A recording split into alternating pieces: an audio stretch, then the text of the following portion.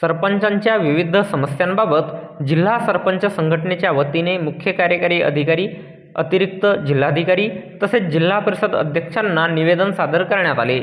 सरपंच, उपसरपंच सदस्यांना विमा, मानधन वाढ, शासनाकडून देण्यात येणारा विकास निधी आदी विविध समस्यांना घेऊन ग्रामपंचायतचा कारभार आणि सर्वांगीण ग्रामविकास कार्य अडचणीत येत असतो।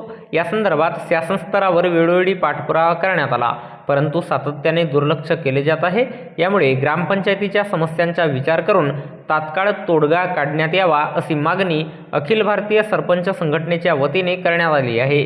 या संदर्भात दिनांक 29 जुलै 2024 रोज सोमवारला सायंकाळी 4:45 दरम्यान मुख्य कार्यकारी अधिकारी भंडारा, अतिरिक्त जिल्हाधिकारी भंडारा आणि जिल्हा परिषद अध्यक्ष भंडारा यांना निवेदन देऊन चर्चा करण्यात आली। निवेदन देतेवेळी सरपंच संघटनेचे भंडारा जिल्हाध्यक्ष शरद इटवले, संघटनेचे पदाधिकारी आणि भंडारा जिल्ह्यातील इतर सरपंच उपस्थित होते।